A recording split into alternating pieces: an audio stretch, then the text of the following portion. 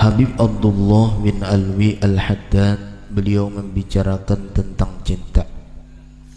Beliau mengatakan, wa alaika bil hubbi fillahi, lazim menjadi kewajiban atas engkau dengan memberikan cinta hanya kepada Allah,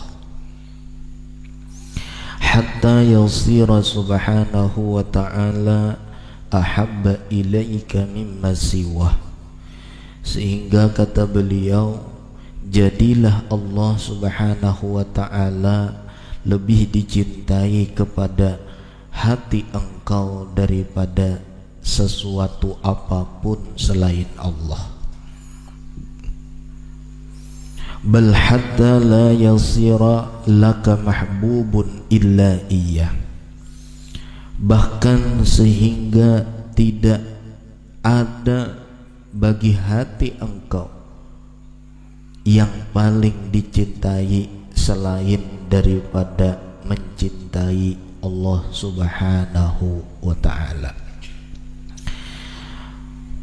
Pada pengajian kali ini beliau memberikan pesan kepada kita untuk mencintai Allah, termasuk juga mencintai utusan Allah yaitu Rasulullah, termasuk juga mencintai pewarisnya Rasulullah yaitu para ulama. Beliau memberikan pesan kepada kita bahwa agar kita mencintai Allah, agar supaya yang ada di dalam hati kita, yang paling dicintai ke dalam diri kita, tidak ada yang lain kecuali Allah, hingga tidak ditemukan di dalam hati kita kecuali Allah. Wasababul hubbi min jihatil mahbub, imma wujudu kamalin fihi aw husulu nawalin minhu. Kemudian kalau kita ingin menelaah, semuanya ingin memiliki cinta kepada Allah, semuanya pingin hati ini untuk Allah, semuanya pingin hati ini untuk Rasulullah. Yang menjadi pengajian kita pada pagi hari ini adalah apa sebab timbulnya cinta dari pihak orang yang dicintai ke dalam hati kita. Apa sebab timbulnya cinta terhadap orang yang kita cintai dari dalam hati kita. Karena cinta tidak akan tumbuh kecuali ketika melihat dan kita mengetahui bahwa orang yang kita cintai itu ada memiliki sesuatu yang patut kita cintai.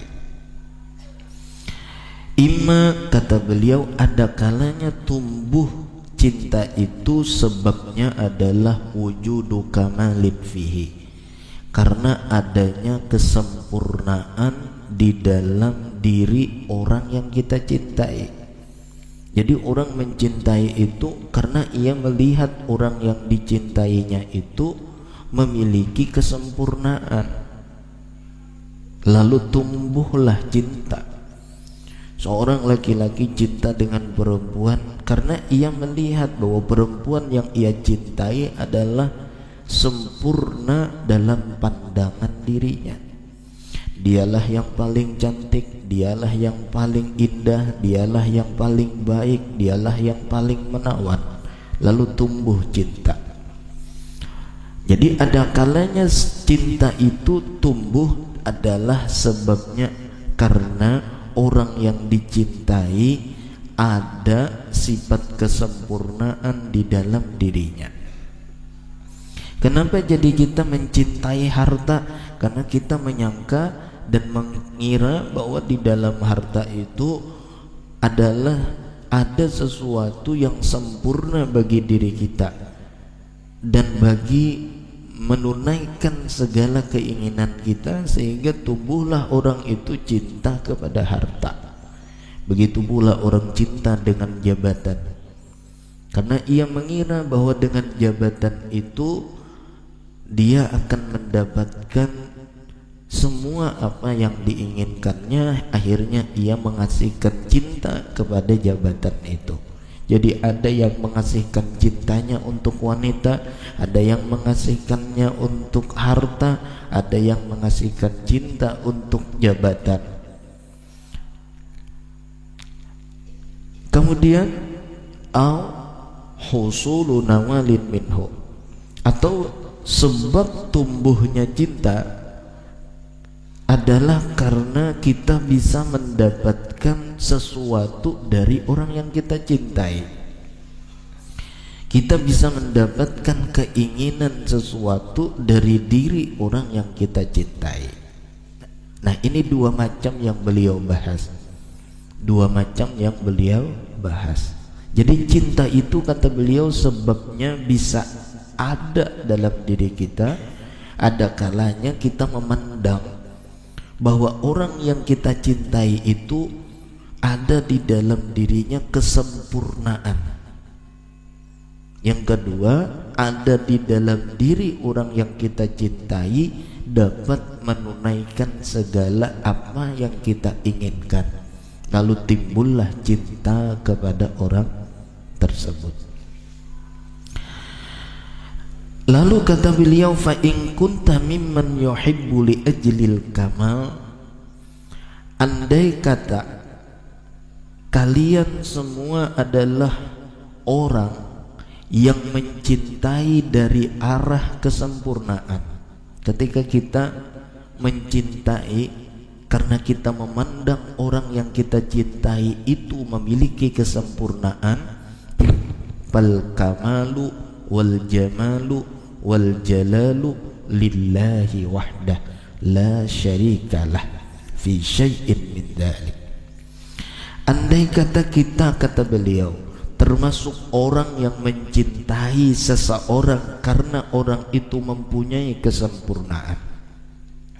Andai kata kita mencintai sesuatu karena sesuatu yang kita cintai itu mempunyai keindahan. Andai kata kita mencintai sesuatu, termasuk penggemar sesuatu karena sesuatu itu mempunyai keagungan di dalam dirinya, maka kata Habib Abdullah, kesempurnaan dan keindahan dan keagungan tidak ada yang memiliki kecuali Allah Subhanahu wa ta'ala. Maka andai kata kita pencinta kesempurnaan, tidak ada kesempurnaan itu, kata beliau, kecuali milik Allah. Maka jangan berikan cinta itu kepada yang tidak memiliki kesempurnaan. Andai kata kita mencintai akan sesuatu yang sesuatu itu mempunyai keindahan, maka tidak ada yang memberikan dan memiliki keindahan itu kecuali Allah Subhanahu wa ta'ala. Andai kata kita mencintai seseorang atau sesuatu yang memiliki keagungan, maka tidak ada yang memiliki keagungan itu kecuali Allah. Lalu apa yang ingin kita cari? Apa yang ingin kita cari? Kalau kita adalah pencari kesempurnaan, maka kesempurnaan hanya ada pada Allah. Kalau kita pencari keindahan, maka pemilik keindahan tidak ada yang lain kecuali Allah. Kalau kita penggemar keagungan, maka tidak ada keagungan kecuali keagungan itu hanya dimiliki oleh Allah. La syarikalah, tidak ada sekutu bagi Allah fi syai'in min dzalik, di dalam sesuatu kesempurnaan tak ada yang menandingi kesempurnaan Allah. Tidak ada sesuatu yang bisa menandingi keindahan Allah, dan tidak ada sesuatu dan seseorang pun yang bisa menandingi keagungan Allah. Wa ma yaluhu ala safahatin ba'dil mawjudat. Andai kita melihat timbul sebuah cahaya yang sangat terang, ada kesempurnaan, ada keindahan, ada keagungan di dalam lembaran-lembaran makhluk, sebagian lembaran makhluk yang diciptakan Allah. Andai kita ada melihat, oh si anu itu kayaknya sempurna, oh si anu itu sesuatu itu kayaknya indah, oh si anu itu kayaknya adalah orang yang agung. Atau kita melihat keagungan, kesempurnaan, keindahan itu timbul di dalam lembaran-lembaran makhluk-makhluk Allah. Andai kita melihat ini, oh di situ ada kesempurnaan, keindahan dan keagungan. Melihat itu ada kesempurnaan, keindahan dan keagungan, maka ingatlah oleh kita. Apa yang harus kita ingat? Bal huwal mujidu laha wal mukhtari'u.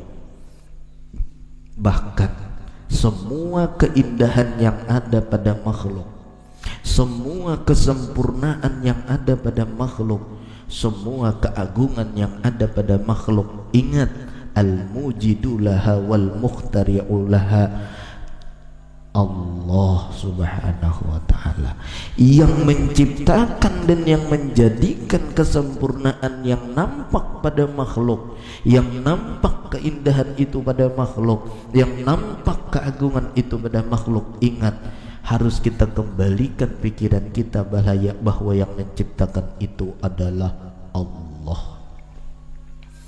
Jadi ketika kita memuji, pemuja keindahan, ingat bahwa keindahan yang kita lihat, keindahan itu sebenarnya yang menciptakan adalah Allah. Maka ketika kita melihat keindahan, maka kita akan kembali kepada Allah. Kita memuji misalnya Rasulullah sallallahu alaihi wasallam dengan seluruh keindahannya, dengan seluruh kesempurnaannya, dengan seluruh keagungannya, maka kita akan melihat ketika kita memandang keindahan Rasulullah, maka kita melihat di balik keindahan Rasulullah itu ada keindahan Allah subhanahu wa ta'ala. Jadi kalau orang pemuja keindahan, pencinta keindahan, itu kalau inya basyair reja nyaman didengar, karena ia pencinta keindahan. Kalau kita rajin mendengar syair, ada pujian itu ditulis oleh Qutbul Habib, seorang wali kutub yang bernama Al-Habib Saleh bin Muhsin Al-Hamid. Jadi Habib Muhsin Al-Hamid, Habib Saleh bin Muhsin Al-Hamid, beliau menuliskan bait-bait ini yang sering dibacakan dahulu di Martapura. Apa bait itu? Bunyinya, ya ahla baitin nabi, ya ahla safa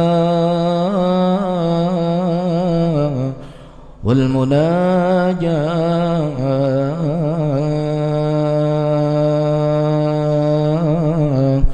bakhit man habbakum yaghfar bima qad tamanna.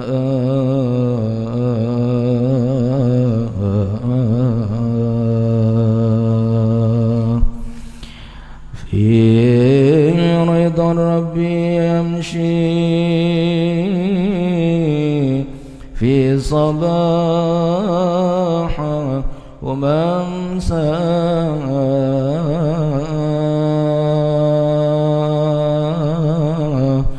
با يحصل المقاصد وما كان يرجى.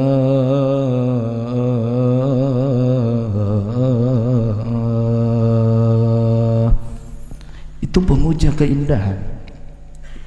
Ya ahla baitin nabi, wahai keluarganya Rasulullah.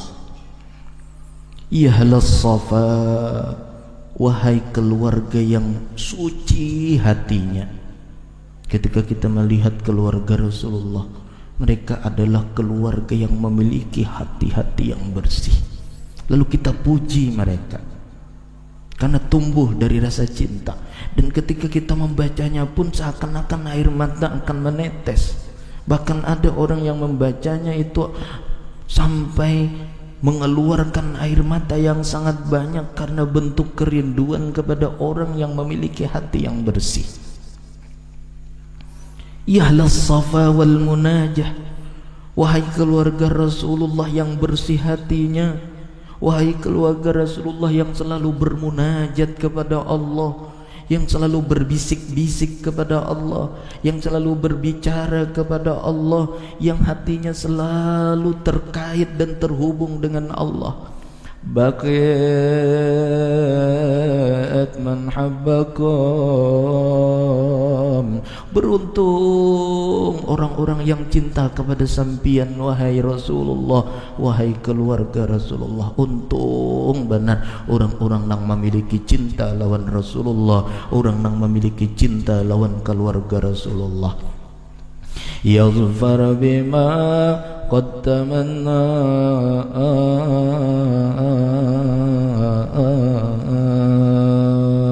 beruntung dia akan mendapatkan semua yang ia idam-idamkan.